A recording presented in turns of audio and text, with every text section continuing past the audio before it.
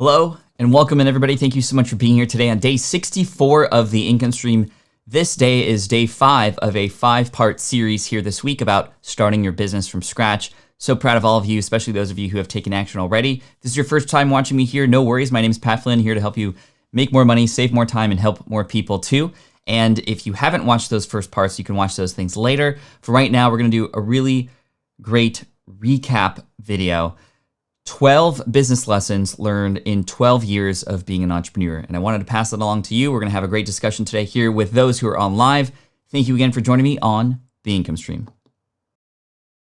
This is the Income Stream to help you achieve your dream, all while we keep it clean. This is the Income Stream. It's the kind of show where you can come and go, but then you leave inspired with no fee required. The Income Stream with Pat Flynn. All right. Thank you so much for being here. Hello to Rhino Dog 34. We got Cher in the house as well. Curious Neuron for the first time. Thanks so much for joining me today. You're amazing. We got Just Samson, Grandma Goody, Consult a Blind Guy. We got Bernard. We got Louis B. We got Doug. We got so many great people in today. Thank you so much, Malini. Thank you so much too. Corey, I'm going to put a nice fragrance and pretend like I'm going out. Okay. Joyce says, good morning, everyone. Thankful to be here. I'm thankful you're here as well. Happy Friday, says Diana. Thanks, everyone. Peasant Uprising says, during stream, I'll be mostly doing day job stuff and listening. I think a lot of people are doing that kind of stuff while listening in. And what's really cool is I try to make this something that you can listen to as well. Although we will have some things to look at today. And again, today we're going to be recapping what we've talked about over the last 4 days. And most of all, business lessons that I've learned over the last decade plus of doing business and being an entrepreneur. This is, if you want to talk about like absorbing as much information as possible in the quickest time from somebody who's done this before, I'm happy to do that for you. For those of you who are new, I was laid off in 2008. I started a business in the architecture space, helping people pass an architectural exam, a niche in a niche essentially. And that business turned into a 6-figure business within a year. Then after that, people started asking me how I did that. And that's where I started smartpassiveincome.com in late 2008. And I've just since then been sharing all the knowledge that I've been learning, all the wins, all the failures, all the mistakes made, all the lessons learned. And I'm just very proud of the crew here, the Quaranteam, who's done a great job this week. Big bruh to everybody. Bruh. That's her fist pump for absorbing all this, because this is a lot of info. In fact, this week is essentially a rundown of the kinds of things that I talk about in my course, Smart from Scratch. In fact, if you go to smartpassiveincome.com/toolkit, that course is actually free, offered for free there. It's normally a paid course. We've given away over $3 million worth of that course right now. In fact, if we go to the website, you'll see exactly where to go and get this. You'll arrive at smartpassiveincome.com/toolkit. Then you'll scroll down and you'll see some emergency podcast episodes, but here it is, Smart from Scratch. There's also a couple other courses, building your websites, how to get 100 emails, and my books, Let Go and Will It Fly, are there for free too. So again, thank you so much to everybody who has picked that up and is supporting themselves through that. That's really what the best thing that you can do is. And let me turn off my notifications here, and we're good to go. Okay, so let's go back and let me get oriented here. And we got a lot to cover today, so I'm just gonna go and burn through these. So we're gonna start with the first lesson here. And the first lesson is 1, your earnings, and you've heard me say this before, finish the sentence if you're faster than I am. Your earnings are a byproduct of what? Of how well, I promise all of them aren't this long, you serve your audience. Good.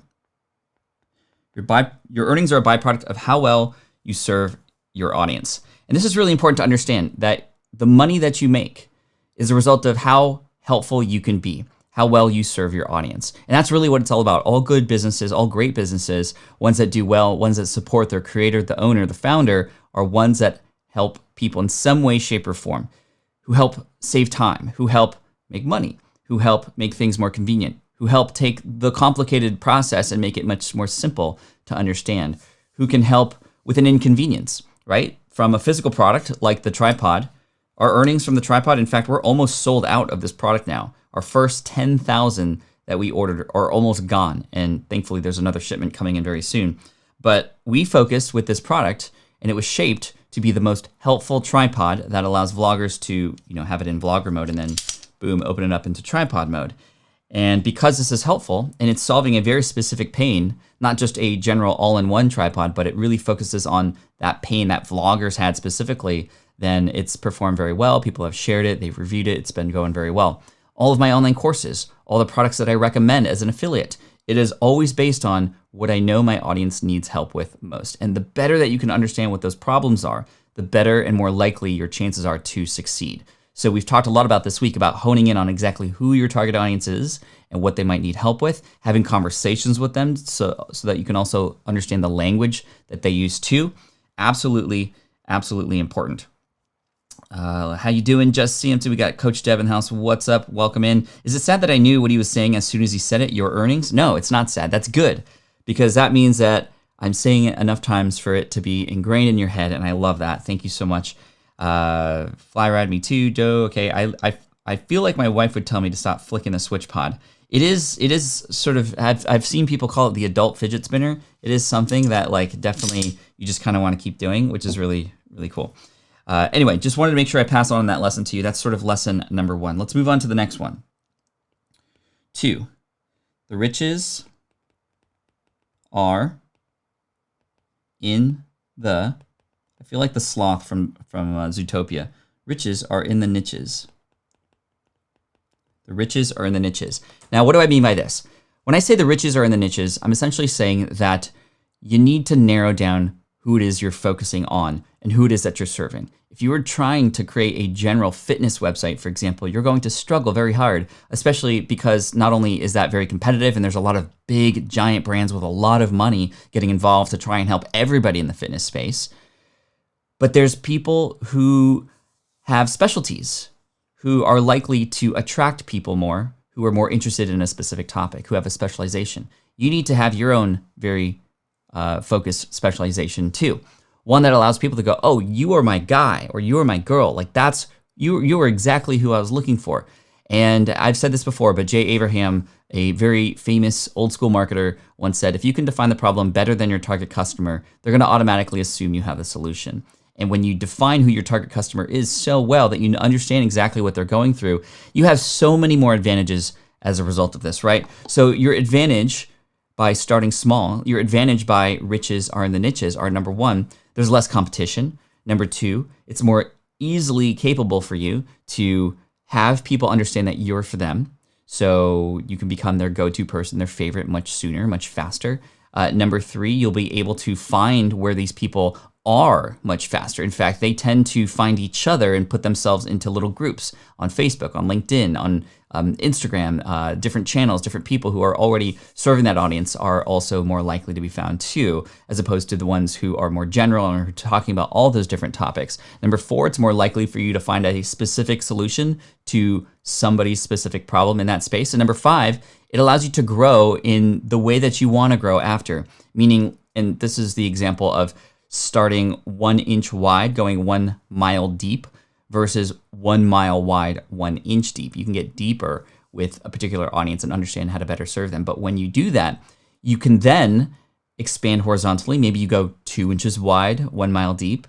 So let's say, for example, you're starting in fitness, but to start out with, you start by helping people who are over 50 years old run their first marathon, right? They're going to have a completely different set of problems than somebody who's running an ultra marathon and has done it, has done hundreds of marathons, right? So you can see that although I'm in the space of running, not just fitness, but running, even within running, there are different niches. But let's say I start with 50 years old, running their first marathon. Great. I might expand outward from there. Now I'm expanding to anybody or even kids who want to run their first marathon. Or maybe I'm adding something to the particular audience that I have. I want to go deeper with them. I want to go 2 miles deep, right? 1 inch wide, 2 miles deep. So, hey, old guy, you ran your first marathon. Awesome. We're going to work your way to your best PR, or we're going to work your way toward the Boston Marathon, or we're going to work your way toward your first ultra marathon, or we're going to run your way through your first mud run, right? But still helping that particular crowd. Now I'm going 2 miles deep with them, and that just makes it so much easier. And I feel like it's more enjoyable too. It also helps you focus on the branding. It also helps you focus on the content that you create.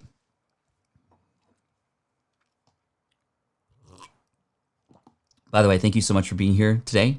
Team Flynn for the win. You're amazing.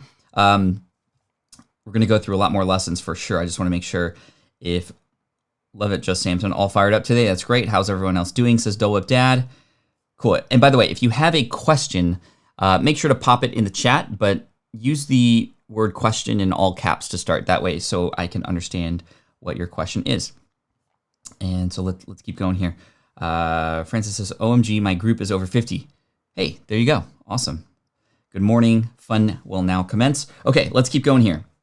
So we talked about your earnings are a byproduct of how well you serve your audience. Number 2, riches are in the niches. Number 3, just in time learning. And if you're just coming in now, you're just in time because we're talking about the 12 business lessons that I've learned over the last 12 years of doing business. And this sums up our week, which was all focused on starting a business from scratch. So I want to have you download this information from me and my 12 years of experience now so you can get it much sooner, much like how you can read a book and you get that person's experience. That's what we're doing here today. And just-in-time learning is the way that I recommend you learn, right? Because learning is something that can be great because you can, like I said, download this information and absorb it and take action on it. However, in today's world, it's very, very easy to get lost in content creation, in that rabbit hole of just content consumption, where you're just consuming all the time and not having any time to take action, right? You're listening to how many podcasts, you're subscribed to how many podcasts, you're reading how many blogs per day, you're watching how many hours of YouTube, you're reading books over and over again, or you're moving on to the next one before you even take action. And I think it's really important to understand that you have to take action on the things that you learn. So what do you do? And by the way, Venus Goku, who I didn't know my super chats would go up there like that. But anyway, thank you so much for that super chat. I appreciate it. All the super chats that come in get donated to Project Cure this month. I just got a very nice letter for our donation from last month to the San Diego Food Bank, thanking us for the $1,200 that was donated and 6,000 meals that are going to help people in need right now. So I thought that was really cool. So thank you again so much for that. But just-in-time learning, how does this work? Well, this is the idea. Only allow yourself to learn about the things that are relevant to the next task that you're working on or to the next project that you're working on. For example, when I was building the Switch Pod with Caleb, we saw the roadmap ahead of us and we got very overwhelmed. And this is part of the reason why just-in-time learning works so well. So with this physical product here, we understood that, man, we were going to have to prototype it. We were going to have to sell it. We were going to have to, patent it. We were going to have to, get professional photography for it. We were going to have to do so many things to get it done. How to run a Kickstarter campaign, how to do all these things. Well, we didn't worry about the things like Kickstarter and packaging and fulfillment. We didn't even worry about that. Not until we knew we had a great product. So we could take those baby steps and continue to get green lights before moving on to the next step. So our first step was just to ensure and validate that this is something that people wanted. And that's all we focused on. So then we understood that then our research and what we learned about was, okay, well, how do people use their tripods? Where do people go to use them? How do people travel with them? What do they like about them? What do they not like about them? What books can I understand about creating physical products and how they can best help people? So all the focus was on that next task, and that's it. So only allowing yourself to learn about the next thing on your priority list, so you have to know what your priorities are, or within that next project that you're working on, what's the next thing? For example, if your next thing is starting a podcast, then nothing else matters right now. You should just be focused on starting a podcast. How many of us learn about 50 different things at the same time, and then we do none of them, right? So just-in-time learning allows you to focus on one thing, and it's the thing that you're going to implement next, right? So all focus is on that. Now, here's the problem. We, as human beings, have FOMO. We have this fear of missing out, especially when it comes to content, and great content comes out all the time from our favorite people. It can be very, very easy to fall into the trap of I need to absorb everything that person comes out with, or else I might miss something, right? So here's the trick. Take the things that you think would be helpful for you, that you see and comes across your feed or your social streams, that you know is not for you right now. Again, because you are opting out of them for right now, just-in-time learning. You're going to save them for later. So you're going to put them in an Evernote folder. You're going to save them on a bookmark page or a bookmark folder in your Chrome browser, whatever it is, however you can manage to keep track of the things that you are skipping or opting out for now so you can go back to them later, do that. And that allows you to feel better, more comfortable with skipping things so that you can focus on the things that are indeed your priority. Now, here's the funny thing about this. When you house all this information that's not for you right now so that you can go back to it later, in 99% of cases, you're not going to go back because you don't need those things right now. Or there's been new things that have come out that are better since then. That's simply a mechanism for you to feel comfortable with sticking to one thing, knowing that you're not missing out in case you wanted to go back. So that is probably the most helpful productivity tip that I've learned over the years. I want to give credit to where credit is due. Jeremy Franson from Internet Business Mastery. This was something I learned very early on back in 2008, 2009 when I started, and it worked very, very well. Chris says he's guilty of that trap. Dole Whip Dad says, I have that issue for sure. Cher says, preach. Bruh. Thank you. I appreciate that. So focus on one thing at a time and try not to learn all the things all at the same time. Cool? Cool. All right. Here's a great approach that I'd recommend. One audience.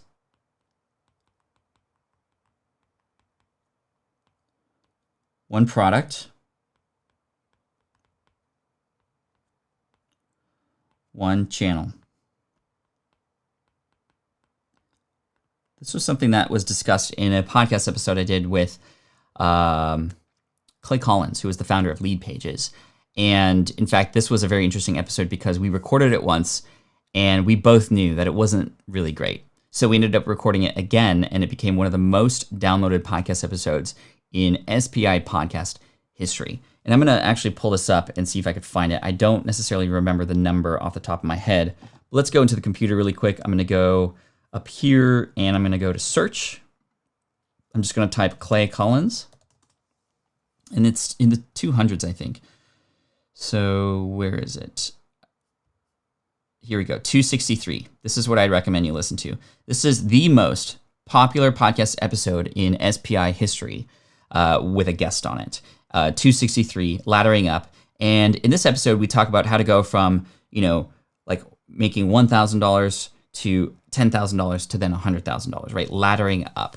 And it's just so powerful. And in this, we talk about the idea of going from picking one audience and focusing on one problem that they have, creating one product for them or one solution, and then having only one channel and one channel only to really hone in on and focus on. And I think very similar to just-in-time learning, it's very easy to fall into the trap of feeling like you have to be everywhere all from the start. I think being everywhere is important. Like I have a blog, I have a YouTube channel, I have a podcast. I don't have any excuse for people not to listen to me or read to me, or not read to me, to read my work or to listen to my work, right? I'm everywhere. But it wasn't like that all at the start. At the start, it was just focused on the blog. That was 2008. 2009 was the YouTube channel. 2010 was the podcast. 2011, I started speaking. 2013, I wrote books. Definitely had an editor, as you can tell. And then 2016, I finally started contemplating creating my own courses. 2017 is when courses were launched and sold using the same process that we talked about this week. And that's a history lesson for SPI in my work. And if I were to try to do all those things at the same time, I would burn out, and none of them would be as effective as they became. I only allowed myself to move on to the next platform, the next channel, when that first channel I did was efficient enough for me to gain time back. It's when you start to, let's say, for example, you put 20 hours a week into a blog. If you try to add 20 hours a week on top of that with a YouTube channel and then 20 hours a week with another thing, it's not going to work. But what if you did 20 hours a week with a blog, but then you got it down and you either hired out, you focused on your efficiencies and optimization, and you got it down to 5 hours a week that you're working on it now. You've gotten ahead, you've batch processed your work. Now I get 15 hours to focus on something new if I wanted to. So focusing on that is really key. One audience, one product, one channel. To start, again, not all the time. Not all the time.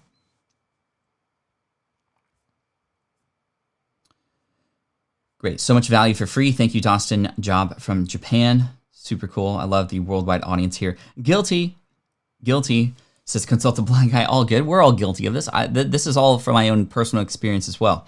So I appreciate you for being honest and upfront here. The acronym for focus is follow one course until successful. Roy. I love that. Thank you, April. Thank you, Roy. I heard John Lee Dumas say that once. I also heard him say you must you need to be a disaster before you become the master. And that's not a lesson that I included here, but it definitely speaks to the idea of the fact that you have to put stuff out there. It's not going to be great, but you need to try, you need to experiment, and it's not going to go the way you want it to up front. But you iterate, you get better over time, and you can follow that process. So I love that.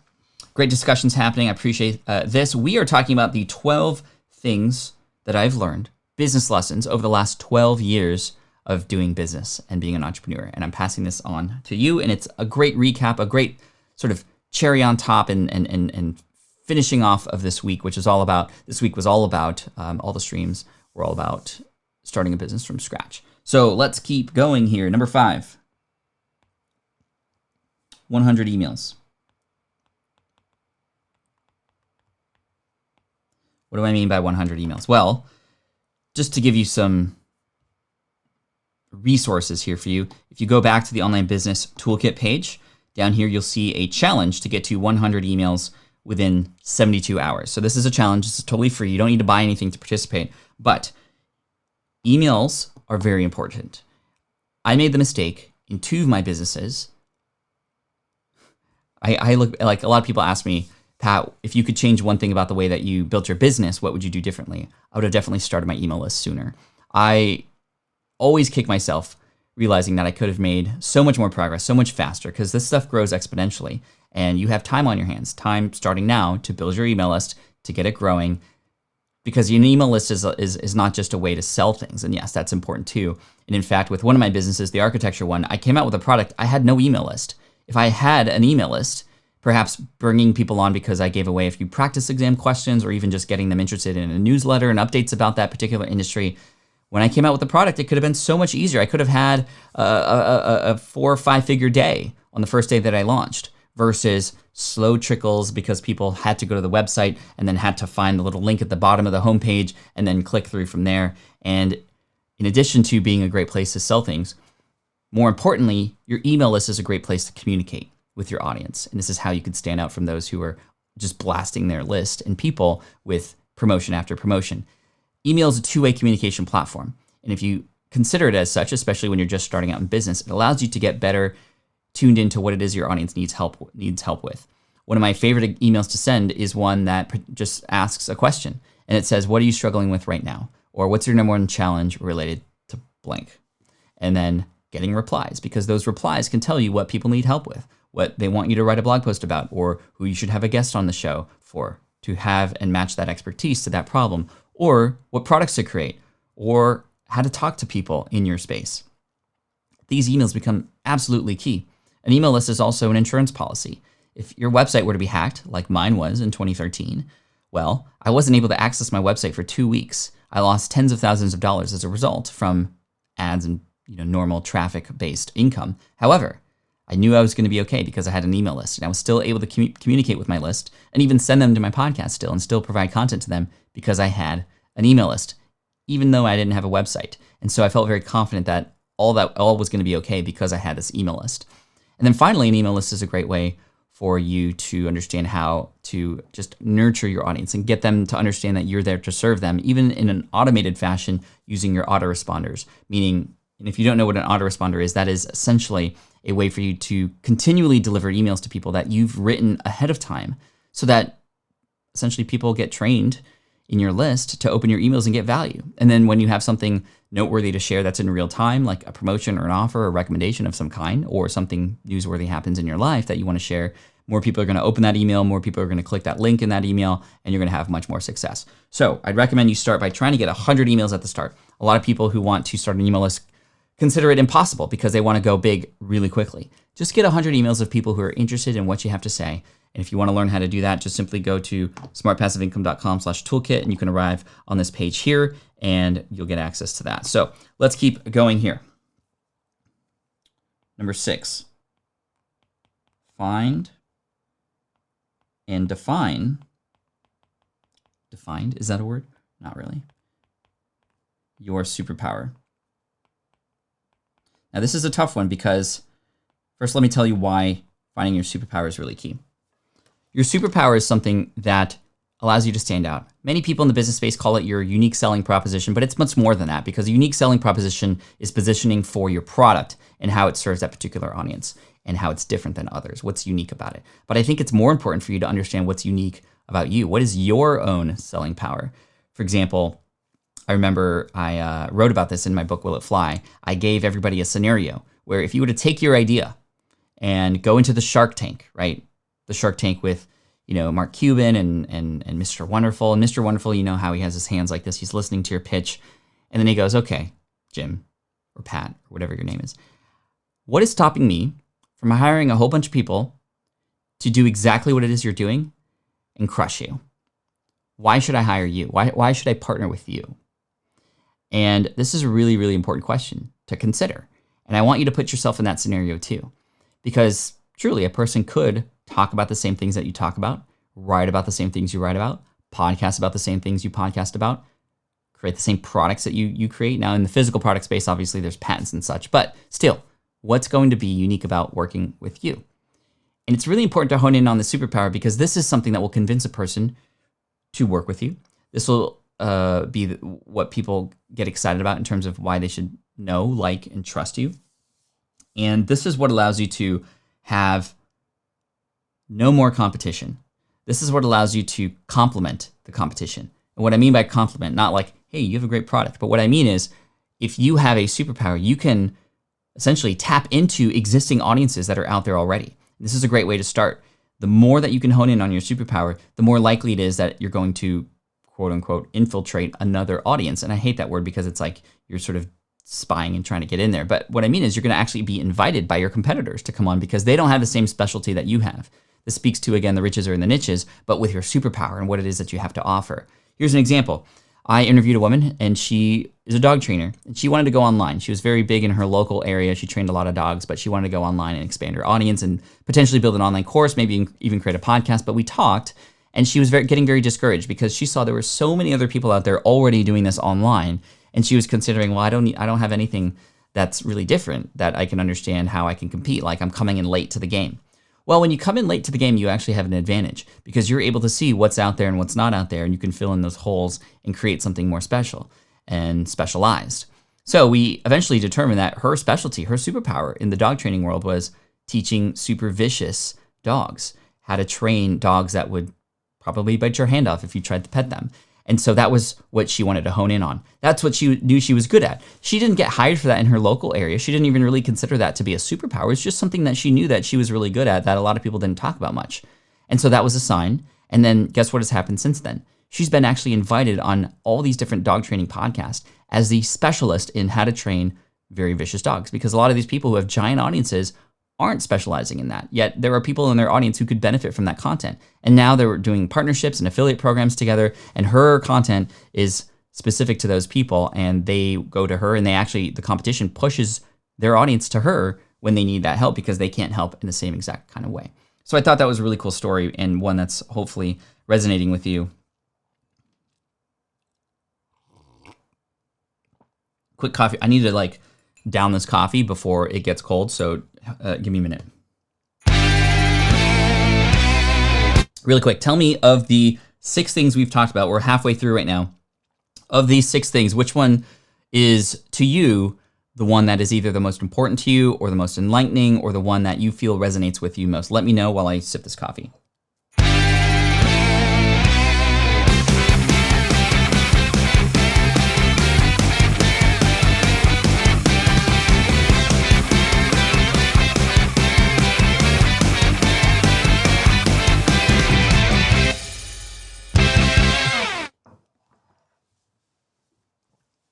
Thank you, Lewis B. Wow, I drank that way too fast, but that's okay. Lewis B says, if you like the way Pat keeps it clean, hit that thumbs up, man. Yeah, I always keep it clean. There's people out there like Gary V who I absolutely love, but I can't share him with my kids because he swears too much. And we just keep it clean here, right? We keep it clean.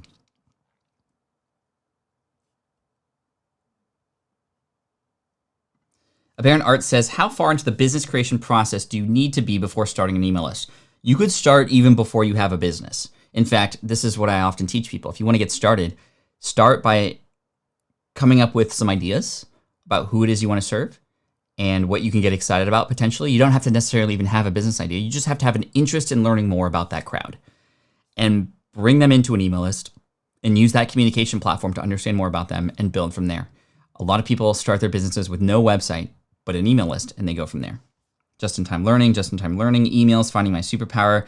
Oh my gosh, I'm all over the place. I have to watch the replay. Thanks, Scully. Scully, thanks for the comment on a YouTube video that you recently made too. That was very nice of you. Find and define your superpower. Trust the process. Just-in-time learning. Hashtag bruh. Number 4. Number 3, find your superpower. Niche, gotta find it. Hashtag bruh. Good stuff coming in today. I appreciate you. 3 and 4 for sure. So that's just-in-time learning. 1 audience, 1 product, 1 channel. Focus and superpower, says April and Roy. Doug says, appreciate your language professionalism. You're welcome.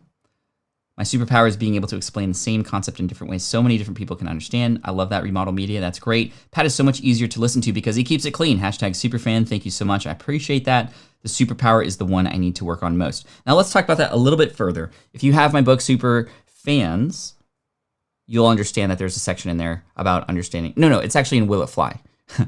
in my book, Will It Fly, which actually you can get for free. Again, here. It's a PDF file because Amazon only allows us to offer it for free for 5 days every 90 days. But you'll see an exercise in there about how to find your superpower and how to determine it. One of the easiest ways is to ask other people. Now, you don't want to ask other people in this way. Hey, everybody, tell me why I'm awesome. Don't say it that way. Don't do it that way. I would actually be very honest about this and authentic. And I would say, hey, I would type this in social media, or I would send this email to my friends and family. And I say, hey, I've been struggling lately to try and understand what is it about me in particular that is unique or interesting that I can potentially use to help and serve other people. I'm thinking of creating a business to help people who are running, and I'd love to hear from you based on your experiences and our time together, what you feel it is about me that's unique that I can use in this business. And I very much appreciate your honesty because I'm having a hard time determining what makes me unique. Thank you. And that's how I'd position it, right? It's very simple, but it does take a little bit of a bold ask. But I promise you might find out that there are things about you that you didn't even know were unique to you. And coming from people who you have worked with before, coming from people who have followed you, coming from your friends and family, it can be very eye-opening. And I, in fact, have a lot of people send me messages every week from people who are discovering new things about them because they're going through the book, Will It Fly? In fact, a few people have said it's been life-changing, that particular example, because they then integrate that knowledge into their business. Cool. Let's keep going. Number 7.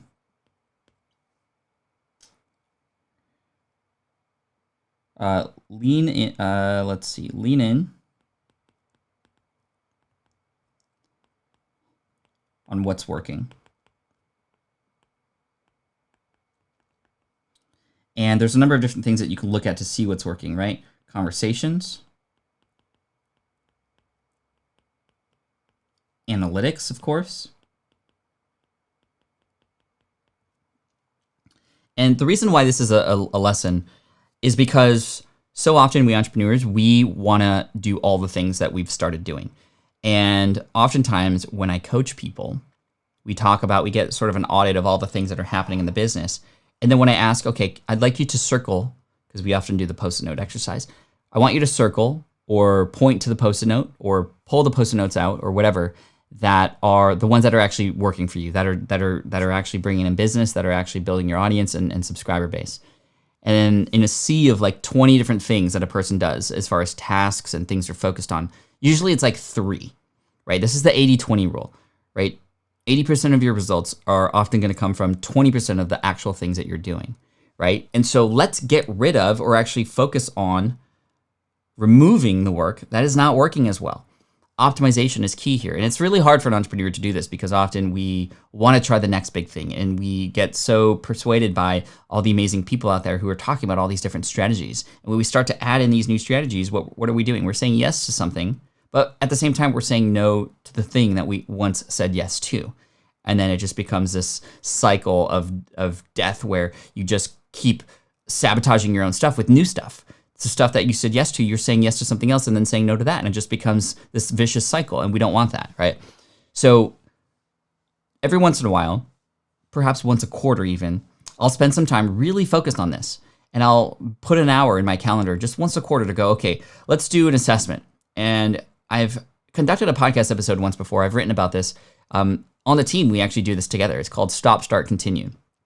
So we will do this exercise where we will all consider, okay, what are the things that we have been doing that we should stop doing because they're not getting any results? Okay, let's get all those things on a plate or on the table. Then what are the things that we haven't done that are obvious that we need to start doing? Let's write all those things down. And then finally, what are the things that we need to continue to do that we have been doing that are working? So stop, start, continue, and that works. That works really, really well. Speak as though there are a million people watching. Question: Is own your outcome a part of the lesson today? Nice T-shirt there too. We'll see, Elton. You're a little ahead of me, but no worries. 62 hours, OMG. 64. In fact, this is hour 64.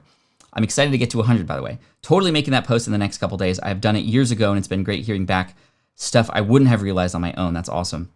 I did that exercise, and it was very eye-opening. This is in relation to number 6 here, which is find and define your superpower, which is really good. I'm glad to see you're all taking that action, which is great. This is a community of future mavericks. I agree. Question, Pat, who should I be purchasing a domain from? What should I look for besides who's protection? So what I would recommend doing is go to smartpassiveincome.com/toolkit. You'll get started there. Check out the Build Your Own Brand course. That'll walk you through that process there. Great.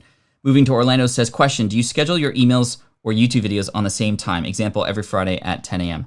The emails that are the digest go out every single week at the same time. YouTube videos, not so much, but we try to, when we have a video ready, to publish it around the same time, not in coordination with the email necessarily, but typically it's around the same time just so people can get into that rhythm for sure. Cool, let's keep going here. And again, if you're just coming in brand new right now, we're going over 12 different lessons that I've learned over 12 years of being an entrepreneur. And this is going to allow you to download this information much faster than the 12 years it took me to understand these things. So let's keep going here. We are on number 8.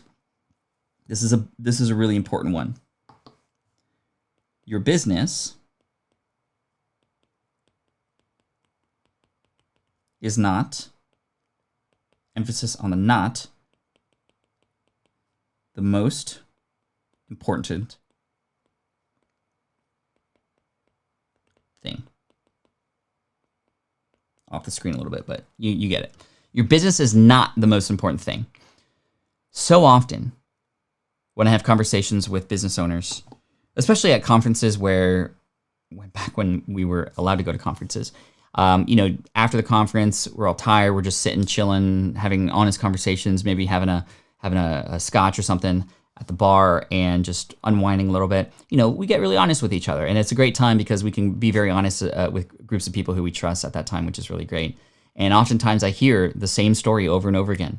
It's a story of the entrepreneur, I'm not going to mention any names, who is in business and they're not happy because they put all their time and effort into entrepreneurship, but they forgot about the relationship with their spouse, and they're either getting a divorce or just it's not going very well.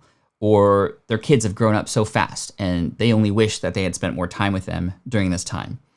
And I'm very thankful for those conversations because it really puts into perspective for me when I go and when I come back what's important. Your business is not the most important thing. A business is something that is important, absolutely. You should definitely be focused on it. But there are other priorities in your life that you have to have. And you have to realize that business ideas will come and go.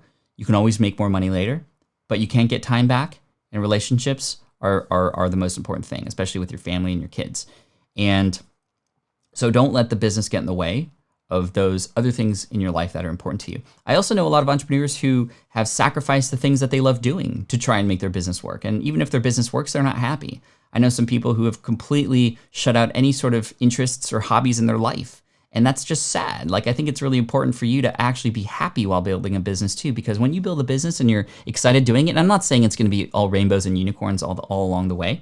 I'm just letting you know that it's going to be difficult, but you have to also try to enjoy the process. You also have to realize that you are okay to put things aside to work on other things in your life that are important. And don't feel like when you are working on something that's making you happy, that's time that you're taking away from your business. And that's not very healthy. That's not a very healthy situation. Lewis B says, you're hitting home now and I haven't even had a drink. Thank you. Elton says, but seriously, I agree with Pat. Sharing here, family and biz. Preach it, Pat Flynn. # bro. It's really easy to overwork in your business. I go fishing. Dude, we should go fishing together sometime. I would really love that.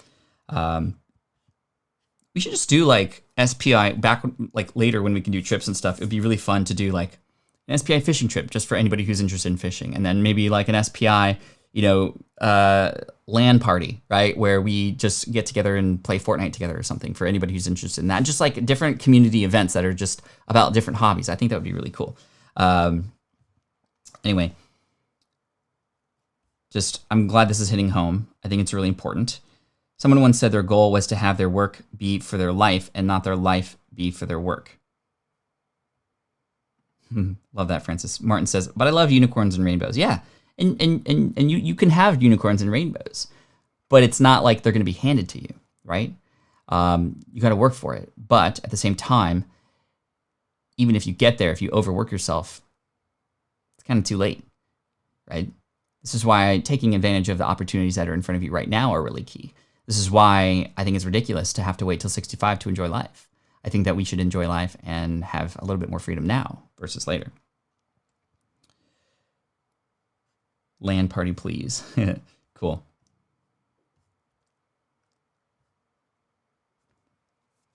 At FlynnCon, we're organizing a hike. Yes. Tickets for FlynnCon are not on sale yet, by the way, because I don't know what's going to be going on. But we're going to likely set up a page to collect a wait list for those who are interested, because tickets are going to sell out fast when we're going to have at it again. July 2021 is the prospective date, but we'll see what happens. Okay, let's keep moving on here. We got 20 minutes left. We're on a good pace right now. And I'm losing. I'm gonna scrunch this stuff. Actually, I think. Let's see. There's my borders. That's how I know where to write. I just totally lost. I started pinching, and then all things sort of went haywire there. Okay, there we go. So number 9. Number 9 is, what did we just do? Oh, business is not the most important thing.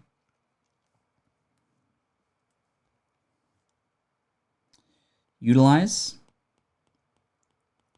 the talents of others. Another big mistake that I make looking back is not being comfortable hiring other people to help me. In fact, I was very against it up front. I wanted to become the solopreneur. I wanted to become somebody who could do all the things and prove that I could do all the things. And I came to a point in 2012, after doing things all on my own for 4 years, where I saw a fork in the road. There was essentially a decision tree, and it was a decision based on the growth that I was having, where I wanted to go, the different projects I wanted to work on, and just the time I had and the energy I had to do those things. So I could have either just always felt like I was behind or not giving enough, and just continue to overclock and overwork myself, in which case I could potentially burn out, right? And if I wanted to avoid burnout, my work and the goals that I want to do would likely suffer because of it. So it's sort of a push and pull in regards to that. Or I can make a decision to experiment with hiring out and finding other people to help me with the goals that I have. And if I could take things back, number 1, I'm very thankful that I did everything on my own, and I still recommend everybody do things on their own to start. But as soon as you find things that are repeat or things that you're not good at that you are still required to do for your business, that's when I would look to either hire an assistant or virtual assistant, or bring employees on or something to complement the work that you're doing, so that you can focus on the things that you want to focus on.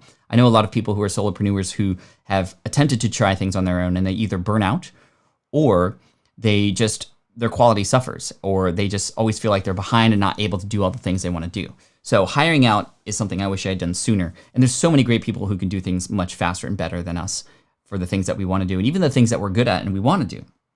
Like, for example, I remember I had such a big struggle being comfortable handing off the podcast editing for my show. And it was something that I was good at. I actually absolutely loved doing it, because I could fine tune and craft the story and add background music and all this great stuff, and it was really fun.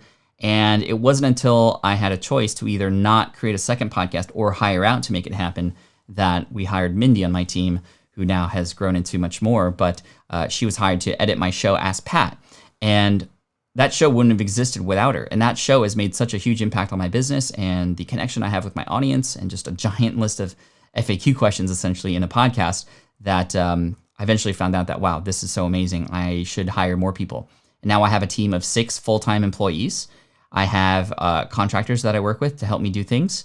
And even though I can do a lot of these things myself, I find that I am much happier and it's worth every dollar to have somebody else do these things for me. Now, if you're just starting out and you're bootstrapping, it can be very difficult. However, you can hire on a project-to-project basis. You can hire somebody for cheap, especially somebody, for example, in the Philippines as a VA.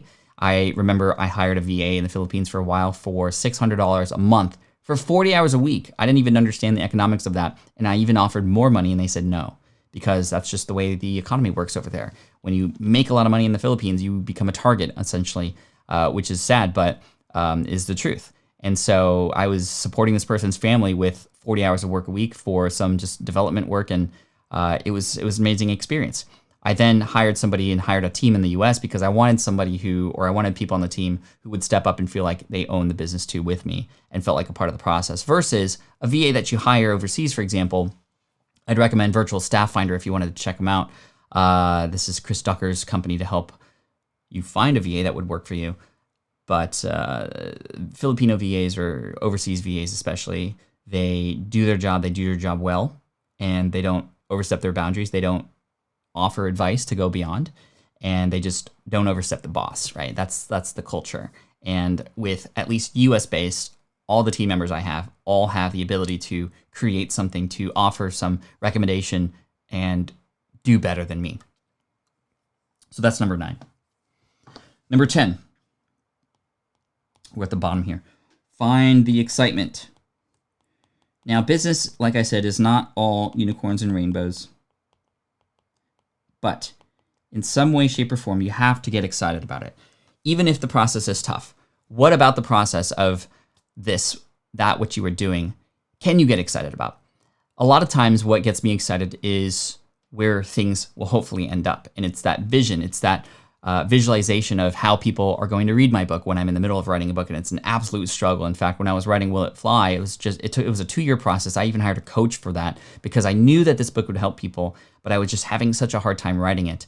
And it wasn't until I started to, number 1, break down this process of a book into much smaller chunks, but number 2, really focusing every day on who I knew was going to read this book and how it was going to help them, and actually imagining what those conversations would be like with people who have read it, or what the emails would be like for people who have actually found their business idea or who got their first customer, which is what the book is there to help you do. And that really kept me going. Many times in industries that I didn't have any excitement about, like my website to help people pass, or no, that one I had some experience with, but the security guard training website, I'm not getting up in the morning and getting excited about security guard training, but I built that website, and the reason why I was excited about it was because I wanted to get really honed in on SEO and understand search engine optimization. And I was so honed in on that, and I was using just-in-time learning, right? Tip number 3 here, as a way for me to learn all about that and implement. And in 73 days, we were able to get that website, securityguardtraininghq.com, to number 1 in Google. And for almost a decade straight, it was making at least $1,000 to $2,000 a month on complete autopilot. And that experiment went very well. And just recently, in January, I sold that business, which was really cool. And it was because I was still excited about that part of it. And finding that excitement goes a very long way. And you don't have to have a passion for the thing. That passion goes a long way, but passion doesn't pay the bills. You also have to make money. You also have to keep yourself going, and you can make money to help more people. Like, it's not just all about the money, but passion alone is not going to help. But you have to have excitement somewhere. Somewhere you have to get excited. Maybe it's just in the fact that you're helping people and you can get excited about that, but you have to find that excitement somewhere for sure. Love this from Net Friending. To be enthusiastic, act enthusiastic. I love that. Truth, hashtag truth. Appreciate that. Very cool. We got 10 minutes remaining. I am going to finish off with the final 2.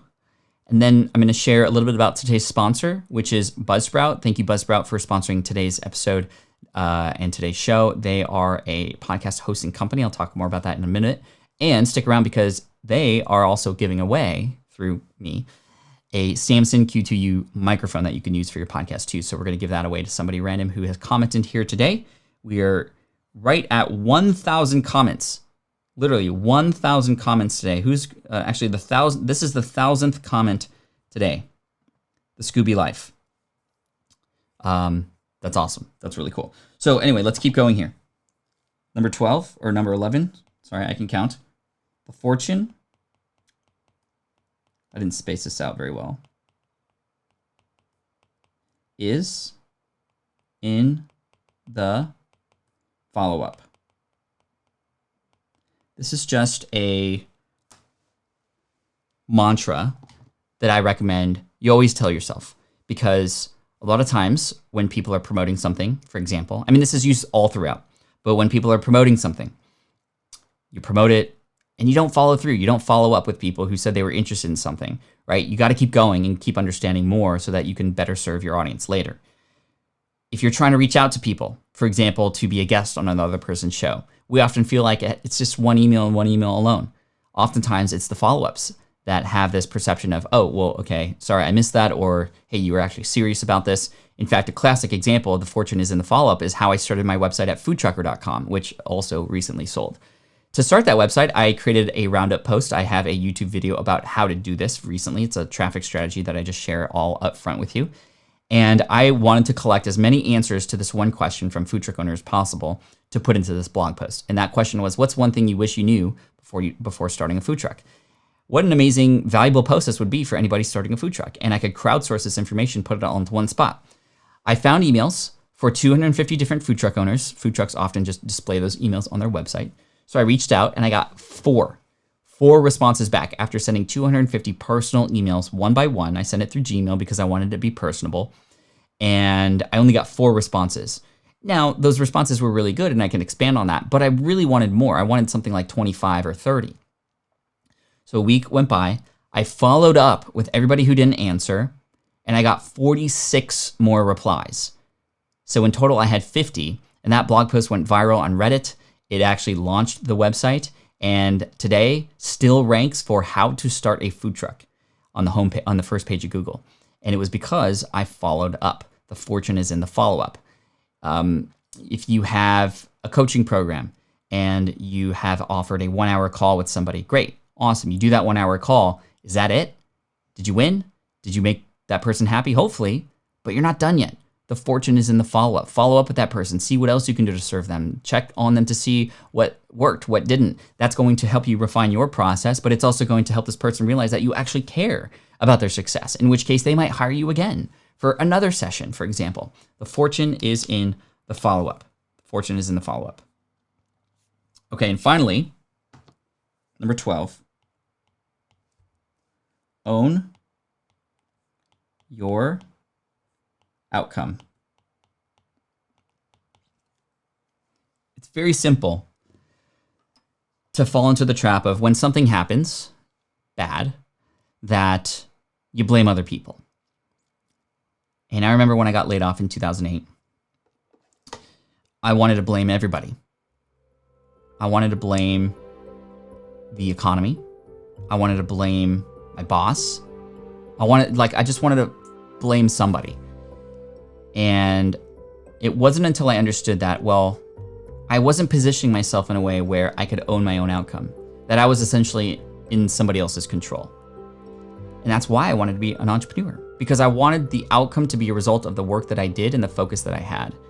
And if I were to fail, it would be nobody else's fault but my own. And so now when I fail, and I've made many failures, trust me, I've told many stories here on the show about failures, very expensive failures, including a $15,000 failure when I was trying to build a software that just went completely terrible. That was on me, right? That was on me.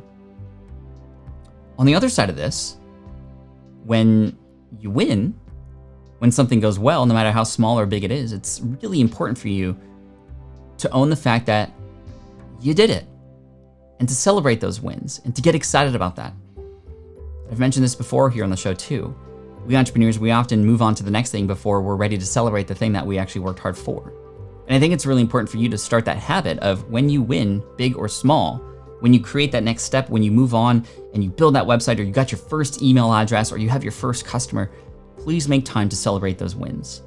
Because the more you tell yourself that you can do this, and the more that you find this proof that you can, again, in these small ways, you start to really believe that you can do this, and you start to be confident about what you're up to, which then in turn has your audience and your email list and your subscribers and your followers and fans be confident about what it is you're talking about. And that has an amazing positive cycle, because you feed off of that energy, they feed off of you, and you're better able to serve them too. So own your outcome, right? It's on you. Nobody's telling you you have to do this. You get to choose what you want to do. You get to choose what you want to focus on. So that's how we're going to end today. Thank you so much for coming in today. I appreciate you. I want to thank you for this week. We had, for the first time ever, during the 64 days here of the income stream, had a themed week. And I think all these parts, 1, 2, 3, 4, 5, are going to work really well together to be a starting point for a lot of people who want to start their business even in the future. And if you've been watching the replays and you made it here, let me know.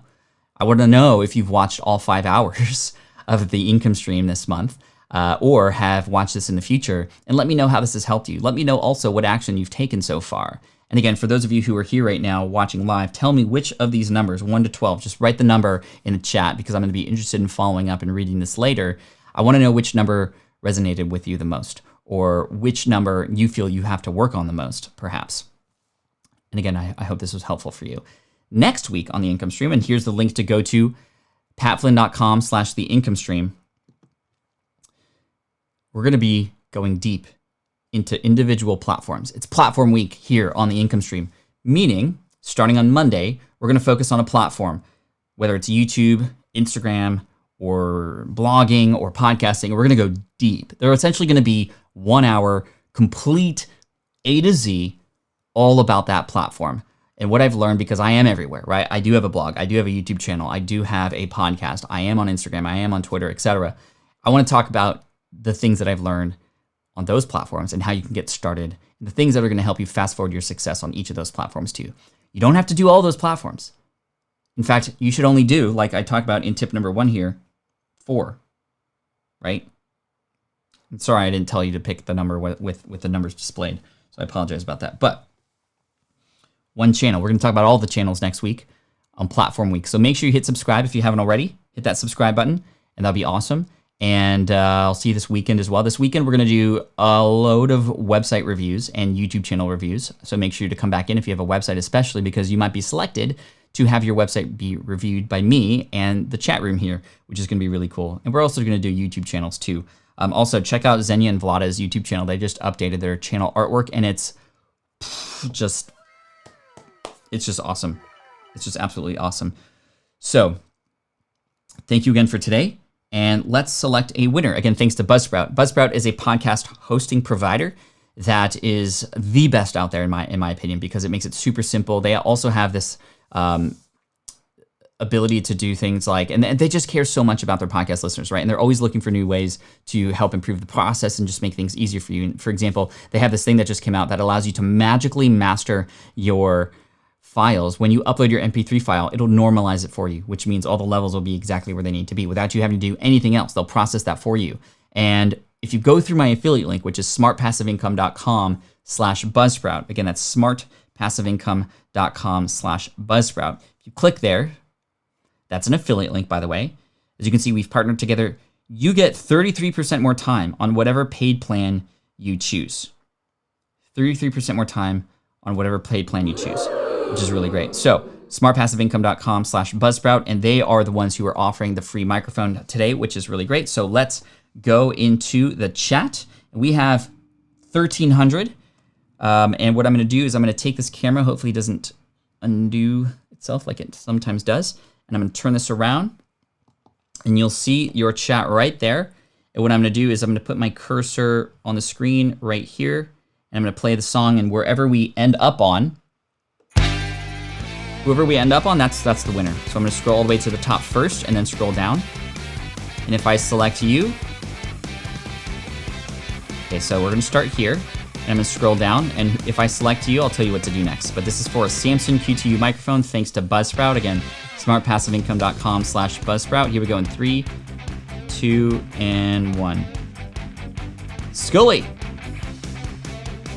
bro, stoked that you're winning, my friend. Shoot me an email, pat@patflynn.com, and we'll hook you up with a Samsung QTU microphone. If you happen to be overseas, however, we're gonna hook you up with a $60 gift card, and because overseas shipping is a little bit difficult right now. So thank you, Scully, and great job. Everybody follow his channel. We did a YouTube channel review for him not too long ago, and hopefully you're making great progress there, and maybe one day we'll go fishing, Scully. Anyway, thank you so much, everybody, for coming in. I appreciate you. What a great time we had. What an amazing week. Come in this weekend against patflynn.com/theincomestream. We're going to do some Q&A. We're going to do some website reviews, YouTube channel reviews just on Saturday and Sunday. And next week, starting on Monday, we're going to do Platform Week. And I'll tell you the order. You'll actually see it in the lineup a little bit later. But anyway, thank you so much for today and for just being here for 64 days. And I'm looking forward to the next 64. And as always, Team Flynn for the win. Appreciate you, and as always, keep up the good work, and stay safe, please. This is the income stream to help you achieve your dream, all while we keep it clean. This is the income stream. It's the kind of show where you can come and go, but then you leave inspired with no fee required. The income stream with Pat Flynn.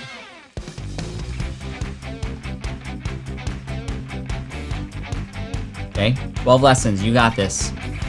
You got this. Now you have to take action on it. Now you have to actually believe in yourself and the new way that you're going to approach things. That's how we're going to win. Take care. I appreciate you.